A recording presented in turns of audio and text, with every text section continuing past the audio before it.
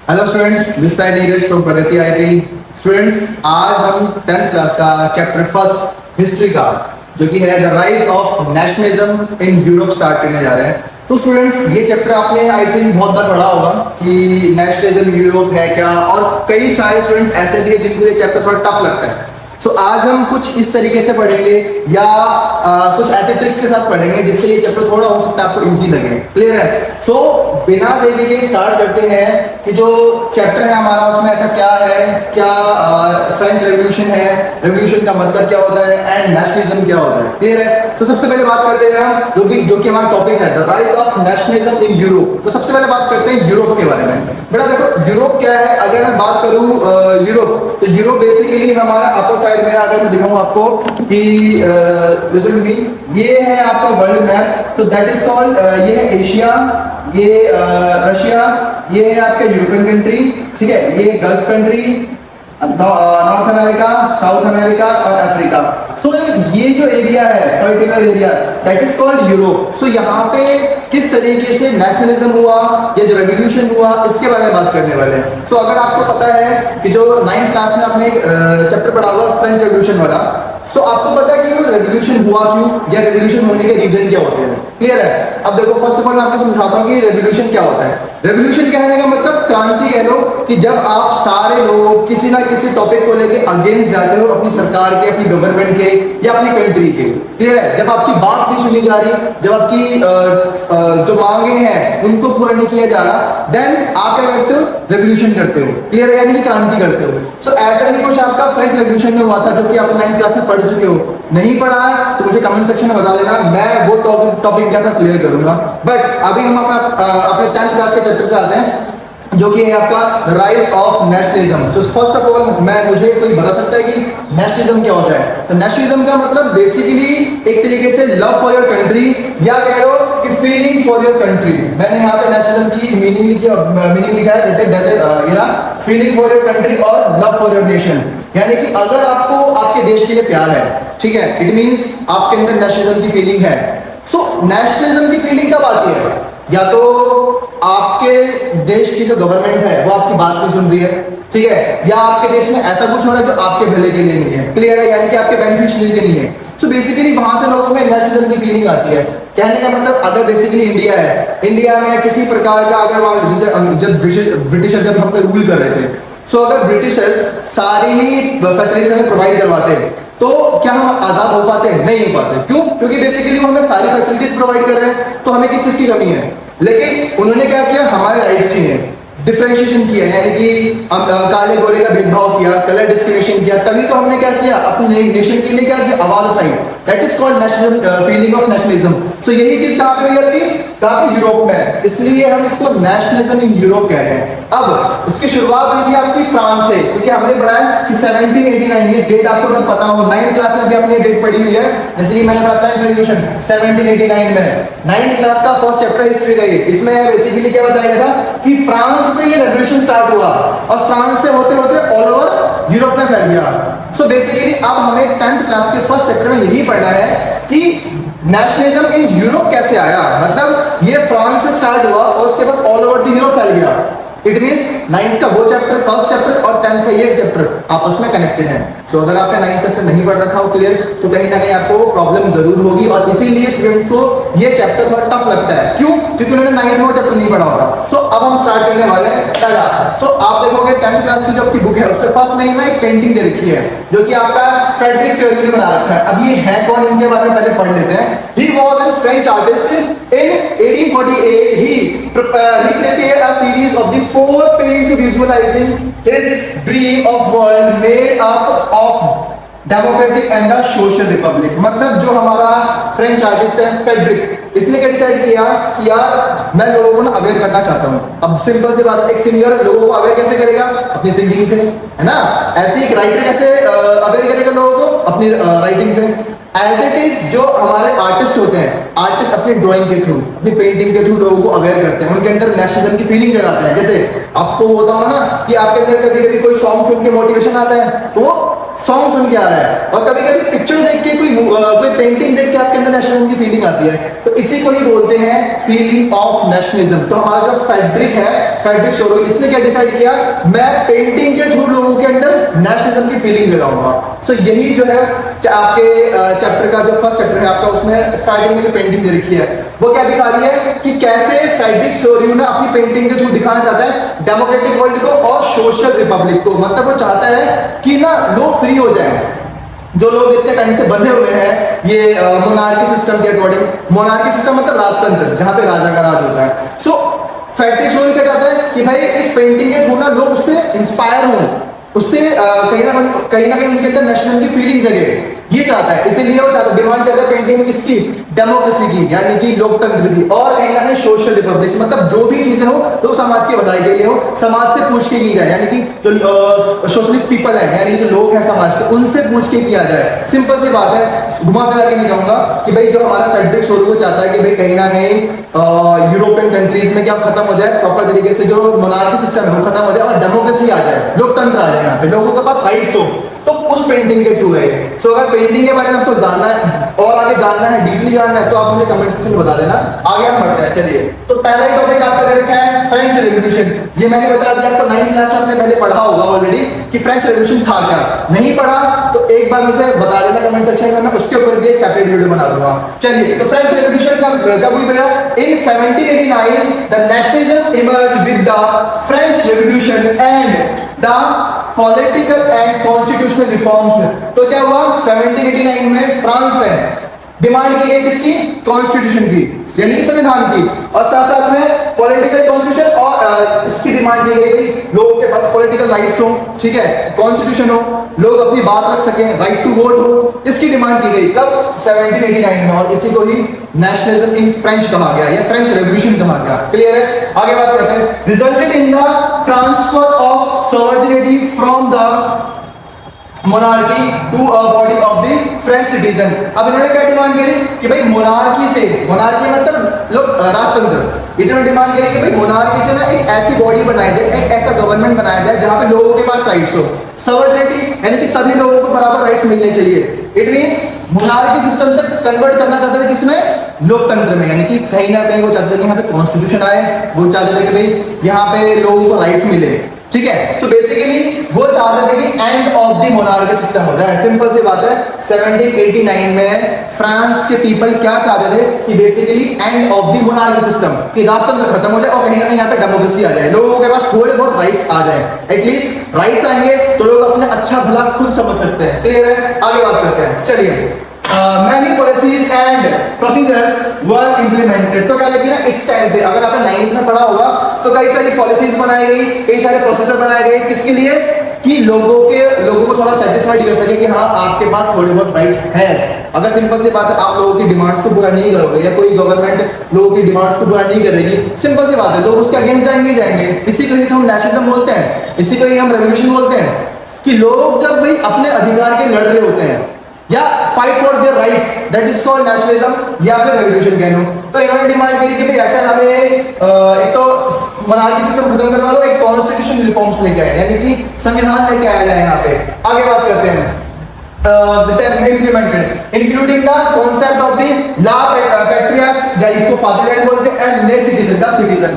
मतलब ये कहा गया फ्रांस में और पूरे यूरोप में बात डाल दी गई कि भाई आप अपने फादरलैंड के, जैसे कि इंडिया में हम भारत माता बोलते हैं ना, धरती माता बोलते हैं, ऐसे वहां पे इसको फादरलैंड कहा था कि आपको लड़ना पड़ेगा, यानी कि लोगों को अवेयर किया गया कि भाई आपको लड़ना पड़ेगा, you have to fight for your fatherland, यानी कि आपके फादरलैंड के लिए और अपने खुद के सिटीजन्स के लिए आपको लड़ना पड़ेगा। And the three colour was chosen as the new flag of the France. तो फ्रांस का 3 कलर का झंडा जो है वो न्यू बनाया गया, जो लोगों को कहीं ना कहीं रेवोल्यूशन की याद दिलाए या फीलिंग फॉर नेशनलिज्म उनके अंदर आए। तो ये 1789 का कॉन्सेप्ट है, जो कि आप 9th में पढ़ रहे हो या 9th में पढ़ा होगा आपने, तब जाके 10th में आया है। इट मींस फ्रांस से फैलता ये फैल गया पूरे यूरोप में, इसलिए फर्स्ट चैप्टर आपका ये है।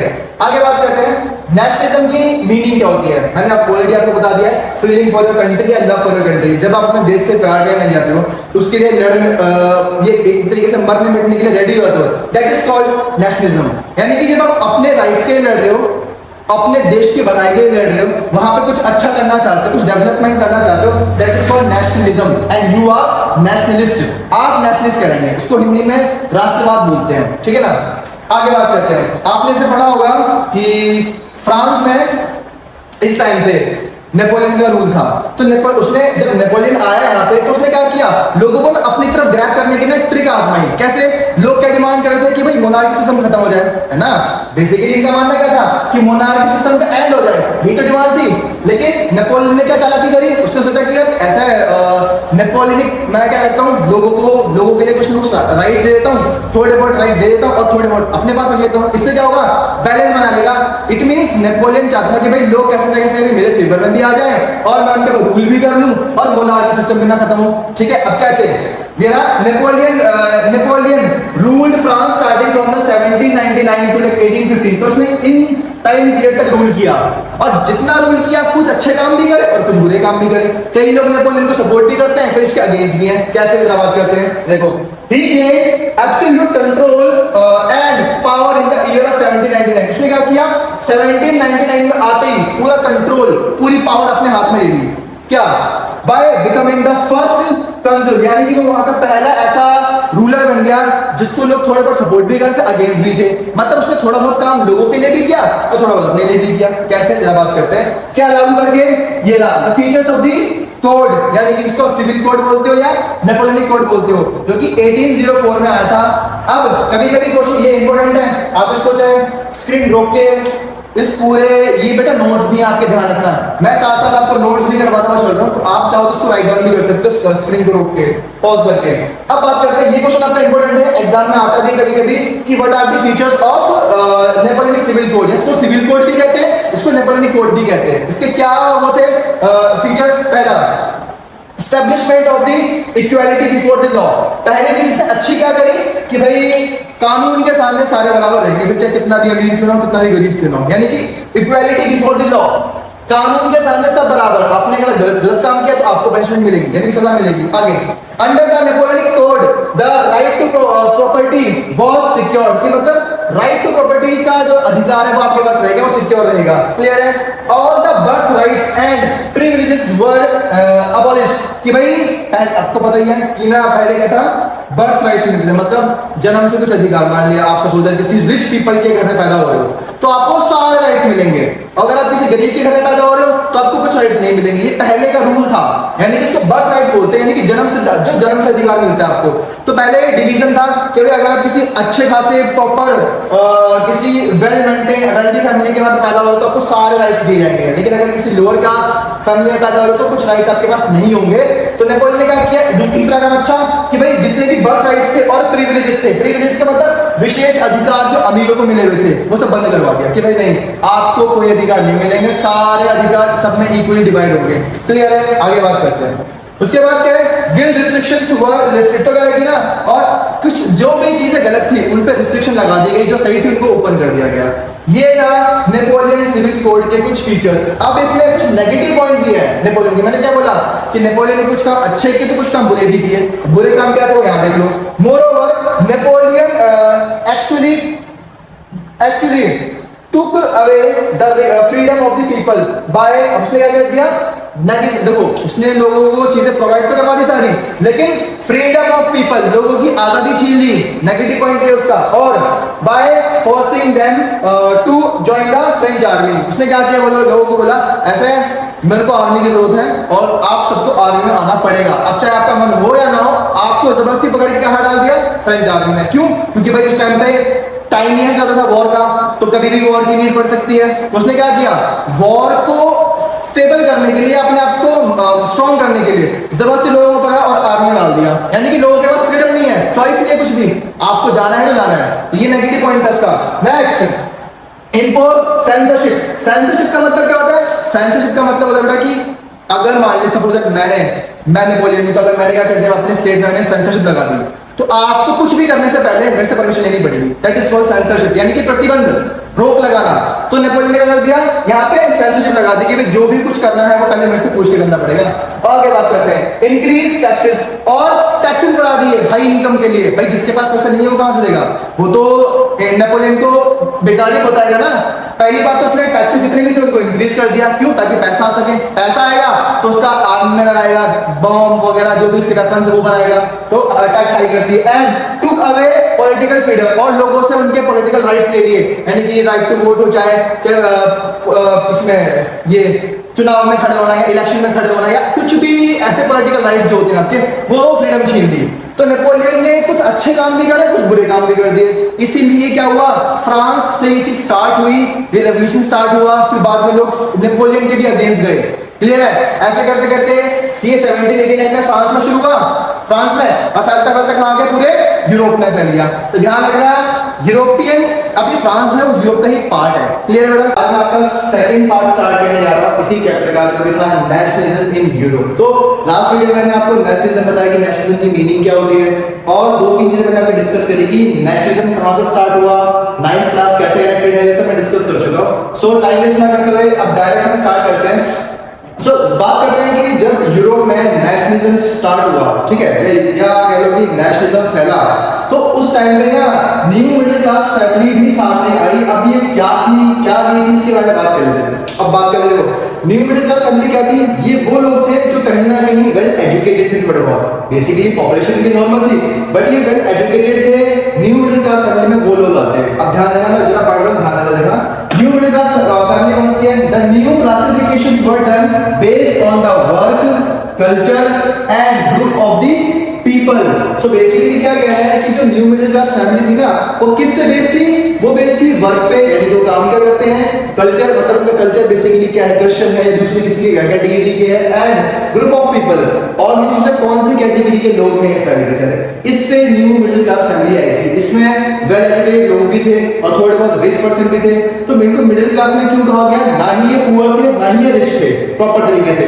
तो बेसिकली ये वेल एजुकेटेड भी थे कहीं ना कहीं। सो इसलिए ये जो क्लासिफिकेशन था न्यू मिडिल क्लास का, वो बेस्ड ऑन था वर्क पे, कल्चर पे एंड ग्रुप ऑफ पीपल पे। क्लियर है?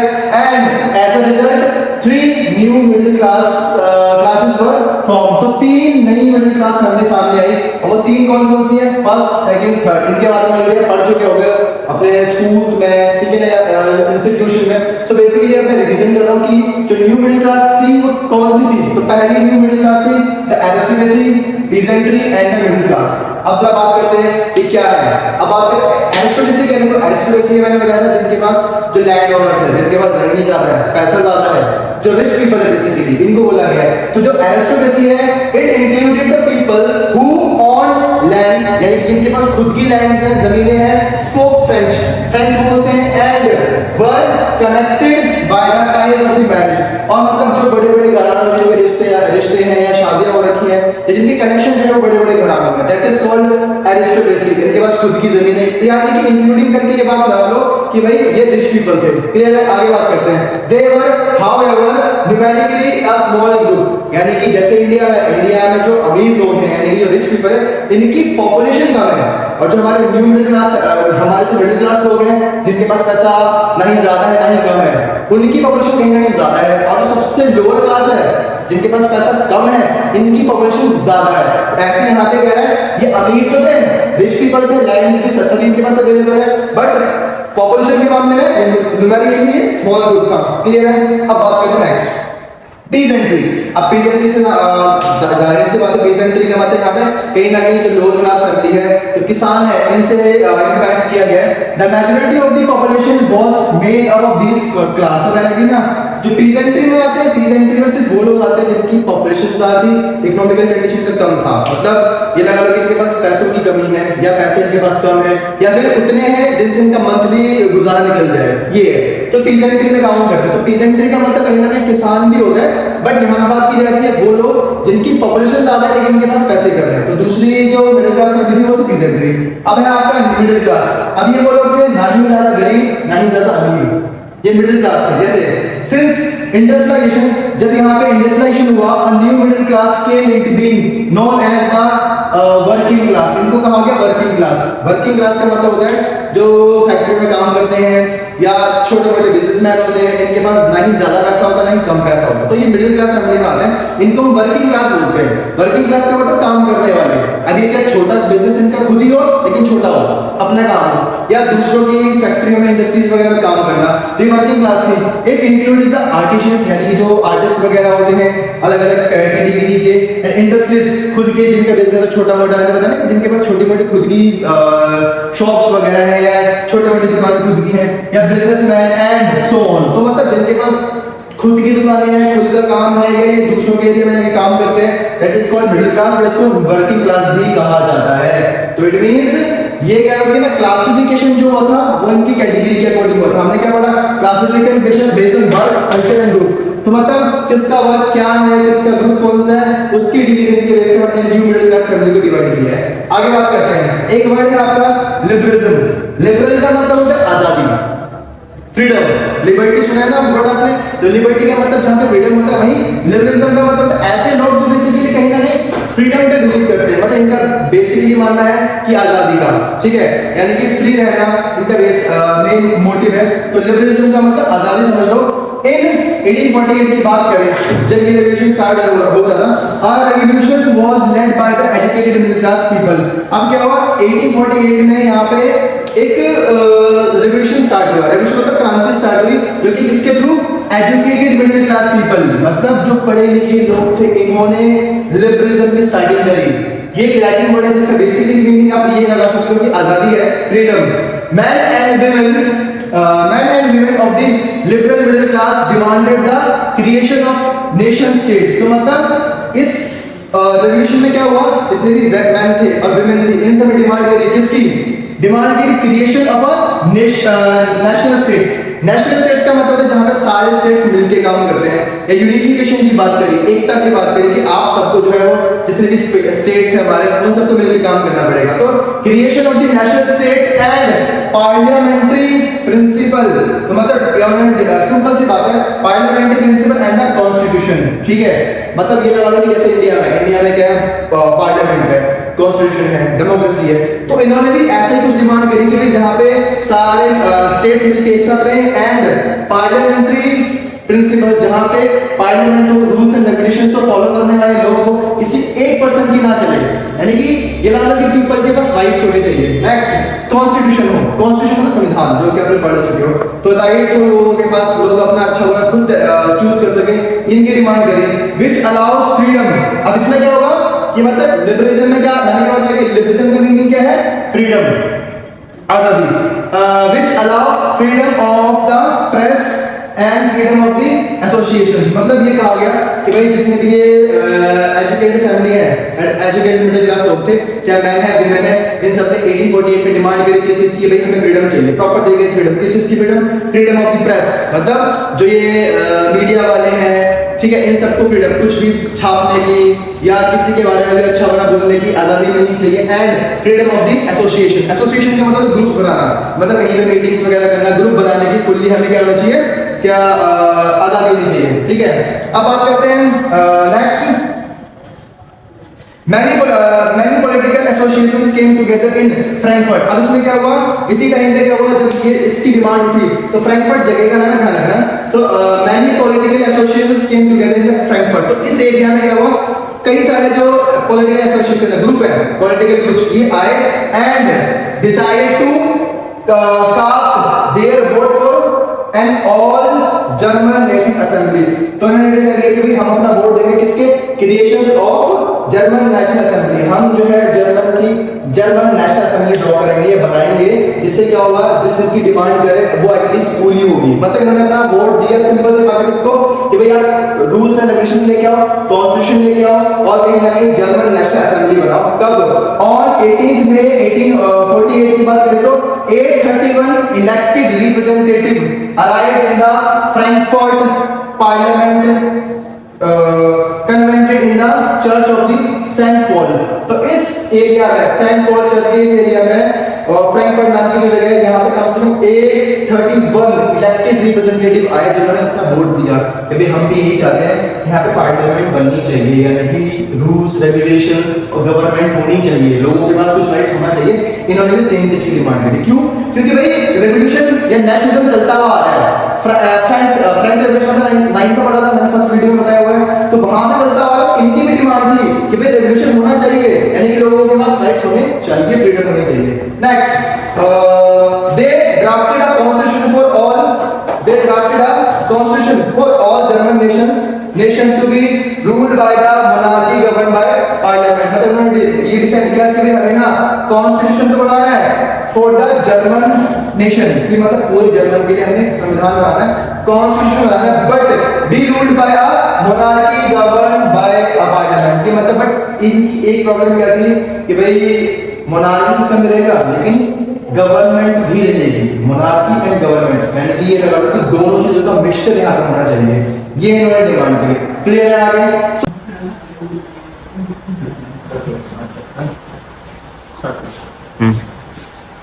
Hello students, this side Neeraj from Pragati IT.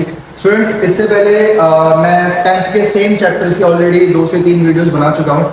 सो अगर आपने वो वीडियोस नहीं देखनी है सो प्लीज़ चैनल पे जाके जरूर देख लीजिएगा, क्योंकि अब हम जो है वो उसी चैप्टर्स के फास्ट बेसिकली डीप नोट्स ही पढ़ रहे हैं, बट अब हम थोड़ा सा फास्ट कवर करेंगे चैप्टर को, ठीक है ना।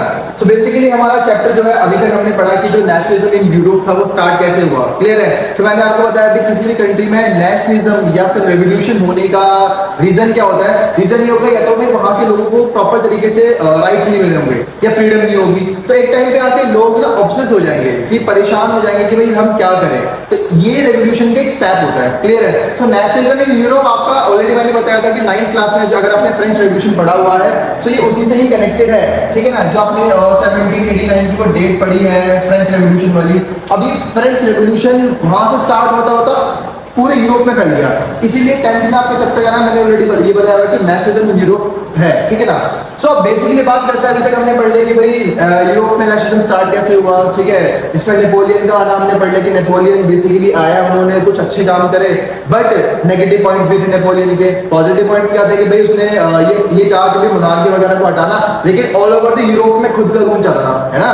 तो बेसिकली स्टार्टिंग में जब नेपोलियन ने वो सब चीजें करनी स्टार्ट करी पॉजिटिविटी, तो ऑल ओवर द यूरोप चाहता था कि हमारे वहाँ पे नेशनल नेपोलियन जैसा ही एक लीडर आया, ठीक है ना। बट जब नेपोलियन की कुछ नेगेटिविटी सामने आई तो लोगों को लगा कि नहीं यार ये भी कहीं ना कहीं खराब ही है, ठीक है ना। तो बेसिकली हम नेपोलियन के एंड भी पढ़ेंगे इस वाले पार्ट में। सो अब पहले बात करते हैं नेक्स्ट, हमने लास्ट टाइम क्या पढ़ा था कि जो न्यू मिडिल क्लास लोग थे वो कौन थे, न्यू मिडिल क्लास लोग सामने आए, ये क्या थे, क्या चाहते थे, इनके बारे में हमने लास्ट टाइम पढ़ लिया था। अब जरा हम एक चीज के बारे में पढ़ लेते हैं, making of nationalism in Europe की। लिबरल नेशनलिज्म क्या होता है? लिबरल का मीनिंग मैंने ऑलरेडी बताया हुआ था। लिबरल जो है लिबर्टी वर्ड से बना हुआ है। लिबर्टी का मतलब होता है आजादी, क्लियर है, यानी कि फ्रीडम। तो लिबरल नेशनलिज्म होता क्या है? तो बेसिकली क्या ऐसे लोग, इनकी डिमांड्स क्या होती है, थोड़े एजुकेटेड तो होते हैं, वेल एजुकेटेड होते हैं, इनकी डिमांड्स क्या होती है वही पढ़ने वाले हैं। तो लिबरल मतलब आपको पता लग गया आजादी या फ्रीडम, ठीक है। नेशनलिज्म मतलब फीलिंग फॉर योर कंट्री, जब आप अपनी कंट्री के लिए खुद ही लड़ने लग जाते हो, क्लियर है। अब कुछ पॉइंट्स इसके एक्सप्लेन करते हैं। A constitution and a representative government, तो मतलब इनकी डिमांड क्या होती है, जो भी लिबरल नेशनलिज्म लोग हैं इनमें ज्यादातर पढ़े लिखे लोग थे, यानी कि एजुकेटेड लोग थे, क्लियर है। अब इनकी डिमांड क्या थी कि भाई बेसिकली ये कॉन्स्टिट्यूशन एंड रिप्रेजेंटेटिव गवर्नमेंट, जैसे कि हमारे जैसे इंडिया में है कि गवर्नमेंट है और इसको रिप्रेजेंट करने वाले रिप्रेजेंटेटिव हैं, जैसे कि आपके पीएम मोदी हो गए वगैरह हो गए, ये सब क्या है रिप्रेजेंटेटिव है, मतलब ये आपकी बात को रिप्रेजेंट करते हैं। सो इनकी भी सेम डिमांड थी कि हमें ना मोनार्की सिस्टम नहीं चाहिए, हमें बेसिकली क्या चाहिए, एक कॉन्स्टिट्यूशन चाहिए और एक रिप्रेजेंटेटिव गवर्नमेंट चाहिए जो कि हमारी चीजों को या हमारी डिमांड्स को फुलफिल कर सके और हमारी बातों को अब तक मतलब सामने लेके आए लोगों के या गवर्नमेंट के सामने लेके उनको फुलफिल कर सके। इन्होंने और एक कॉन्स्टिट्यूशन मतलब जहां पे रूल्स एंड रेगुलेशंस लिखे हो उनको हम फॉलो करेंगे, किसी किंग के ऊपर डिपेंड ना होना पड़े, ये इनकी डिमांड थी। फर्स्ट पॉइंट की कॉन्स्टिट्यूशन एंड रिप्रेजेंटेटिव गवर्नमेंट होनी चाहिए, क्लियर है। आगे बात करते हैं government with the people's agreement, मतलब ऐसी गवर्नमेंट बनाई जाए। अब सपोज दैट इंडिया में जो गवर्नमेंट चूज करते हैं वो हम लोग हैं, मतलब लोगों के पास क्या राइट टू वोट है ना, कि भाई हम डिसाइड करेंगे कि किस गवर्नमेंट आएगी, बीजेपी की आएगी, आपकी आएगी, कांग्रेस की हम डिसाइड करते हैं, क्लियर है। ऐसे इनकी भी डिमांड थी, जो हमारे लिबरल पीपल थे इनकी भी सेम डिमांड थी कि गवर्नमेंट विद पीपल्स एग्रीमेंट, कि जहां से लोग रेडी हो ना हमें वो गवर्नमेंट चाहिए, मतलब लोगों के पास राइट हो कि वो गवर्नमेंट चूज कर सके अपनी, क्लियर है। तो बेसिकली सेकंड पॉइंट क्या था इनका, जो लिबरल पीपल है नेशनलिज्म, इनकी डिमांड क्या है नेक्स्ट की गवर्नमेंट ऐसी हो जो लोगों के द्वारा बनाई जाए या लोगों के थ्रू बनाई जाए और लोग ही चुने हैं इसको, मतलब चूजन बाय द पीपल। उसके बाद है फ्रीडम, और लोगों को फ्रीडम भी दी जाए, सिंपल सी बात है भाई।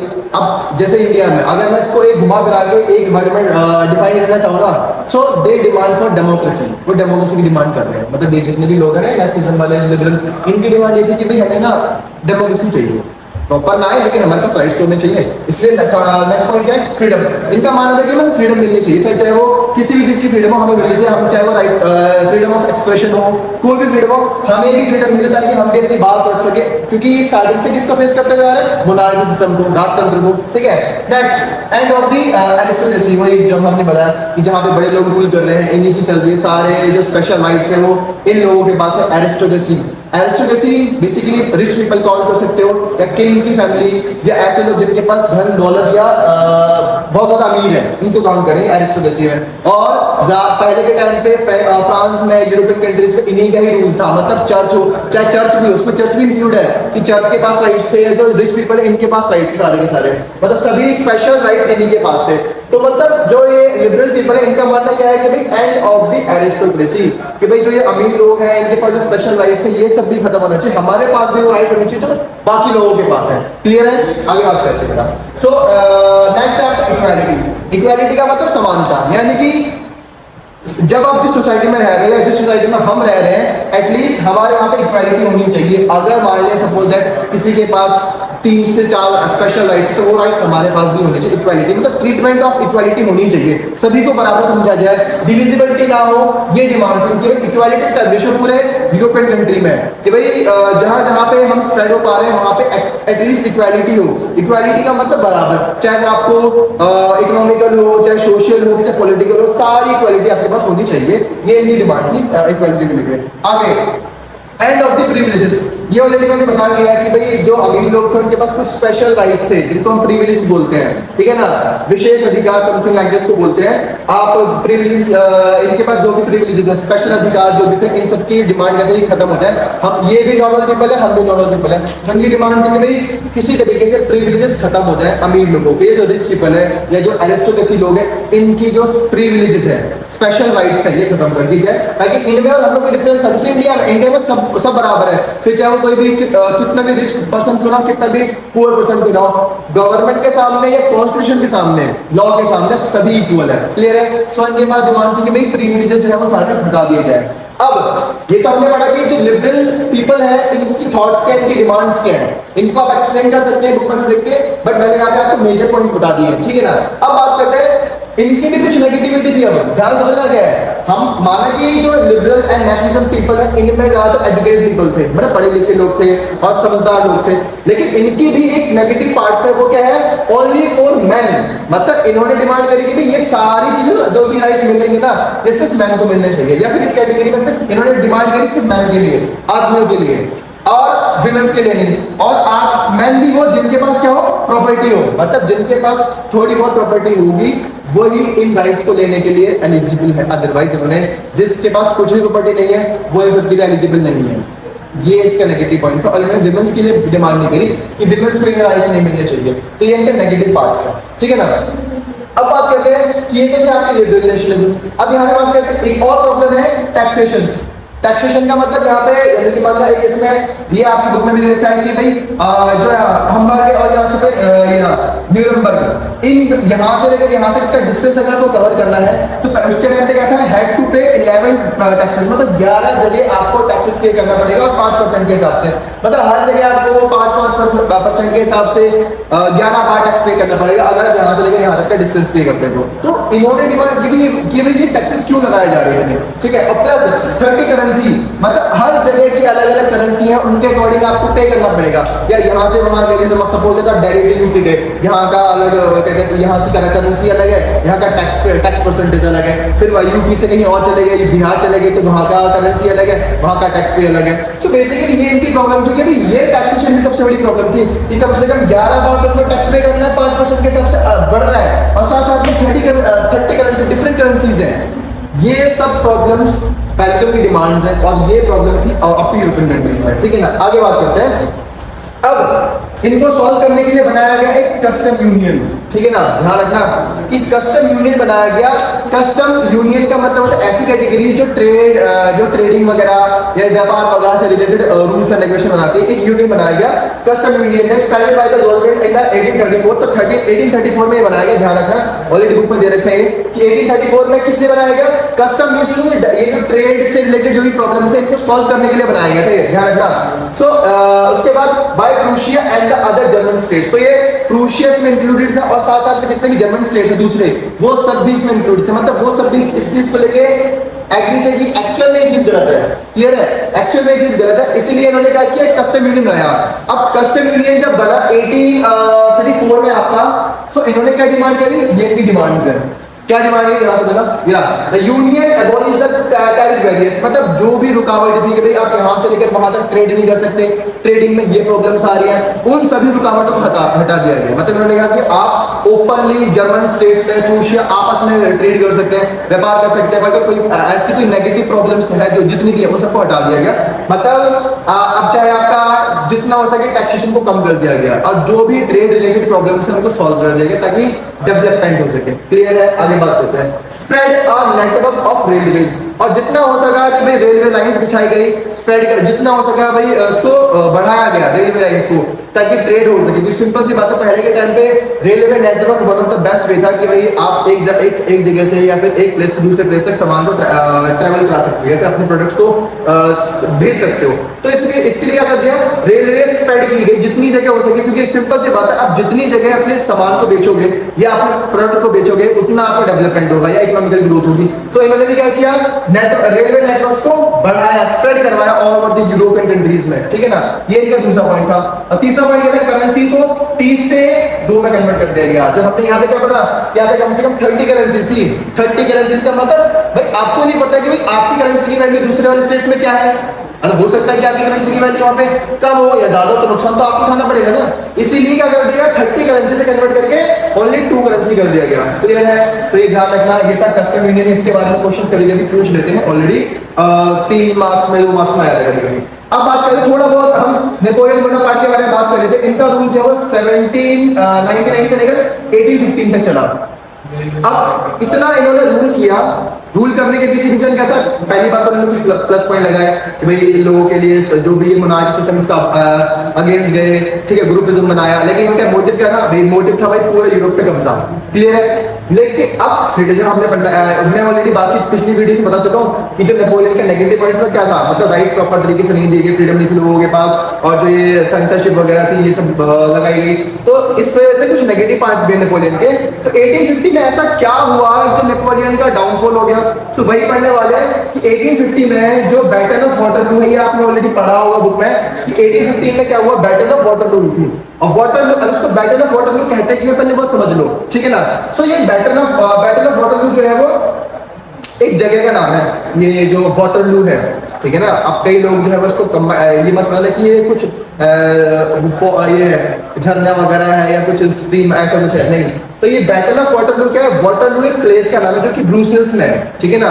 बेल्जियम की जगह है ब्रुसेल्स, वहां पे एक जगह है जिसको वाटरलू कहते हैं। सो ये बैटल वहां लड़ी गई थी 1815 में, ठीक है ना। इसलिए इसको बैटल ऑफ वाटरलू बोलते हैं, जो कि 1850 में लड़ी गई। और इसमें नेपोलियन हार गया था। किन से हारा? Defeated by Britain, Prussia, Russia and Austria. इन चारों ने मिलके नेपोलियन को हरा दिया। क्यों? क्योंकि नेपोलियन इनके लिए प्रॉब्लम बन रहा था। क्योंकि भाई ये सारे सपोर्ट करते हैं मोनार्की सिस्टम को, भाई ये सारी पावर हमारे पास किंग के पास होनी चाहिए, किंग डिसाइड करेगा। मतलब ये बेसिकली सपोर्ट करते हैं एरिस्टोक्रेसी को, यानी कि भाई राजा के पास पावर होनी चाहिए। इसीलिए इन सब ने मिलकर 1850 में नेपोलियन को हरा दिया गया, जिसको बैटल ऑफ वाटरलू कहते हैं। वाटरलू प्लेस का नाम है, बेटा ध्यान रखना, ब्रुसेल्स में। क्लियर है आपको? अब बात करते हैं, वाटरलू समझ में आ गया, आगे बात करते हैं, चलिए। हाँ, सो 1850 में जो नेपोलियन बोनापार्ट है वो हार गया था किनसे? आपका Britain, Prussia, Russia and Austria से। अब जब नेपोलियन हार गया तो यहां से स्टार्ट हुआ आपका कंजर्वेटिज्म। मैंने ऑलरेडी बताया था कंजर्वेटिव पीपल कौन होते हैं? कंजर्वेटिव पीपल वो लोग होते हैं जो चेंजेस पसंद नहीं है, मतलब बदलाव पसंद नहीं है इनको, ठीक है ना। ये इनको पसंद ही नहीं करते कि भाई सोसाइटी में कुछ चेंजेस होना चाहिए। ये एक तरीके से मैं बता रहा हूँ, सिर्फ सिनोनिम नहीं कहेंगे, मैं एग्जांपल के लिए आपको बता रहा हूँ कि ऑर्थोडॉक्सी, जैसे कि हमारे में रूढ़िवादी सोच वाले पीपल होते हैं ना, वैसे ही कंजर्वेटिव पीपल्स होते हैं। तो कंजर्वेटिव पीपल चेंजेस एक्सेप्ट नहीं करते सोसाइटी में कि भाई कुछ चेंजेस होने चाहिए। इनका मानना क्या है कि भाई जैसा चल रहा है वैसा चलने दो, या अगर चेंजेस हो भी रहे हैं बहुत स्लो होने चाहिए। That is called conservative people. तो 1815 के बाद किसकी स्टार्टिंग होगी? अब कंजर्वेटिज्म आफ्टर 1815। तो 1815 के बाद कंजर्वेटिव पीपल सामने आए। अब कंजर्वेटिव पीपल कौन थे? ये सारे लोग, जितने भी लोगों के बारे में पढ़ी, ये जो ऊपर मैंने लिखे हुए ना, ये कंजर्वेटिव पीपल है। अब इनकी डिमांड क्या थी? Did not accept the changes of Napoleon. Napoleon ने जो भी चेंजेस करे, जब मोनार्की को हटाना हो गया, सबको राइट टू प्रॉपर्टी दे दिया गया, है ना, क्योंकि हमने मैंने ऑलरेडी पहली वीडियो में बता रखा है कि नेपोलियन ने आते ही right to property, equality before law, ये मैंने आपको बताया हुआ ऑलरेडी, ये स्टार्ट कर दी, जिससे जनता खुश हो गई। तो इन्होंने क्या किया? जितने भी चेंजेस नेपोलियन ने किए थे आप आते ही, वो सारे चेंजेस को उन्होंने एक्सेप्ट मना कर दिया कि भाई ऐसा ये चीजें हम वापस लेके आएंगे, जो चीजें हमारी कंजर्वेटिज्म थी हम उसको वापस लेके आएंगे। हमने पढ़ा होगा ना बर्बन एम्पायर के बारे में। सो ये चाहते कि जैसा बर्बन एम्पायर चल रहा था वैसे ही इसको स्टैब्लिश करे और वही चीजें लेके आए वापस। क्लियर है? आगे देखो एक बार बेटा, इनकी डिमांड क्या थी? Monarch restore. इन्होंने कहा कि मोनार्की सिस्टम है हमारा, राजतंत्र, वो रिस्टोर होना चाहिए, यानी कि जैसा पहले से चलता हुआ था यूरोपियन कंट्रीज में वैसे ही चलना चाहिए। नेक्स्ट पॉइंट क्या रहेगा?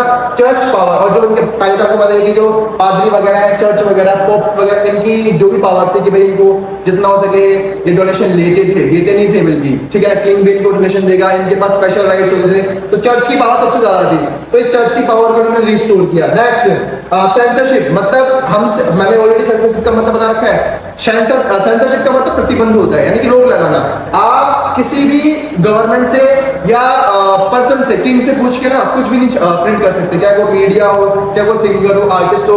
आप राजा से पूछे बिना या एरिस्टोक्रेसी जो पीपल है, हेड है, उससे पूछे बिना कुछ नहीं कर सकते, कुछ भी काम नहीं है। That is called censorship. इन्होंने सेंसरशिप लगा दी कि आपको कुछ भी छापना है, कुछ भी लिखना है, कुछ भी करना है, हमसे पूछना पड़ेगा पहले, यानी कि आपको you have to take permission, आपको परमिशन लेनी पड़ेगी हमारी। क्लियर है? Next autocratic rule. और जितना हो सके वही राजतंत्र, जिसको मैंने कहा कि अमीर लोग हैं, बड़े लोग हैं, जिनके पास लैंड लॉर्ड्स वगैरह है, इन सब का रूल वापस आना चाहिए। ये थे कंजर्वेटिव पीपल की डिमांड, मतलब इसको बोलते हैं कंजर्वेटिज्म आफ्टर 1815। तो अगर क्वेश्चन आता है कि 1815 के बाद जो कंजर्वेटिज्म आया उसने क्या क्या डिमांड्स के लिए, तो क्या क्या चेंजेस करे, वो चेंजेस हैं सारे के सारे। ठीक है बेटा? सो आज की इस वीडियो में हमने ऑलमोस्ट आपका ज्यादा चैप्टर कवर कर लिया है। अगर चीज समझ में ना आई है तो कमेंट सेक्शन में जरूर बताना बेटा। और ऑलरेडी मैंने आपको चैप्टर डिफाइन कर दिया है। क्लियर है? सो आगे हम पढ़ेंगे कंजर्वेटिव से आगे क्या क्या हुआ, और भी फिर इसमें यूनिफिकेशन ऑफ इटली वगैरह भी है, उनके बारे में भी हम पढ़ने वाले हैं। क्लियर है? सो आज की वीडियो ज्यादा लंबी नहीं होगी, ठीक है? तो आई थिंक आपको समझ में आया होगा। तब के लिए थैंक यू।